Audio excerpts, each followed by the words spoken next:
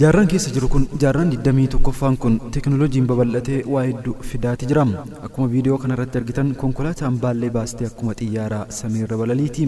Teknooloojiin konkolaataa balali'uu jalqaba kalaqamuun hojiirra kan oole Awurooppaatti yoo ta'u, ergasii Chaayinaan Awurooppaa irraa teknooloojii kana bitattee balaliisaati jirti. Motora dhaabbata konkolaataa oomishu BMW'tti dhimma ba'uun kan hojjetu konkolaataan balali'u kun boba'aadhuma idilee fayyadama. Konkolaataan kun Aircar kan inni jedhamu yoo ta'u, bara 2021tti yaalii godhameen buufata xiyyaaraa Iskoolooviyaa 2 gidduu daqiiqaa 35f balaliin taasifame. Ka'uufis ta'ee ba'uuf buufata xiyyaaraatti dhimma baha. Konkolaataan kun Aircar konkolaataa lafarra deemurraa gara konkolaataa balali'uutti jijjiiruuf daqiiqaa 2 qofa itti fudhate.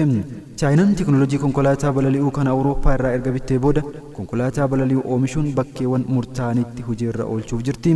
Chaayinaa bulchiinsa Kaangizoo keessatti kan argamu kaampaaniin konkolaataa balali'uu oomishu Heebii Jaantiin Flying Car Technology jedhamu konkolaataa Aircar oomishuuf hayyama addaa argate Chaayinaa keessatti balaliisuuf jedhameera.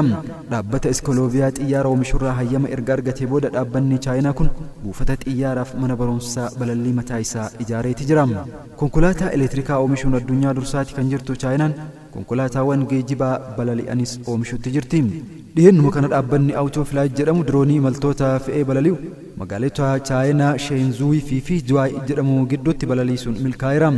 Balallii kanaan deemsi konkolaataan sa'aatii 3 fudhatu konkolaataan balali'uun daqiiqaa 20 qofa akka fudhatee fi haa ta'u malee garuu konkolaataan yaaliif balaliite kun nama hin feenes jedhame.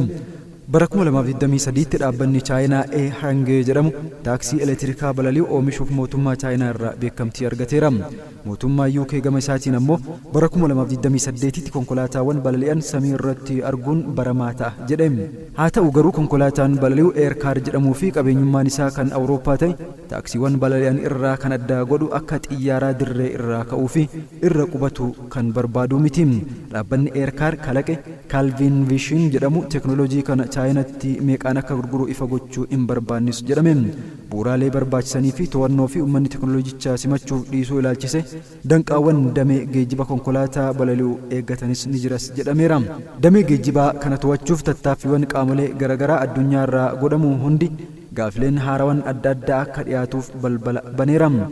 Gama kanaan warri lixaa duubatti harkifataa akka jiruu fi Chaayinaan carraa kanatti fayyadamuun duratti baatee akka mul'attuuf balbala banuu fi himu gorsaa aviyeeshinii kan ta'an Steve Wright. Addunyaan jaarraa 21ffaa kana keessatti xiyyaaraan samii irra namoonni balali'an hedduun osoo dheebotaa jiranii konkolaataa lafarra deemuu kan hin bitanne konkolaataan sunuu gara samiitti kutee balali'uu eegalee jira. Gaafa bubbullee waa hedduu argina.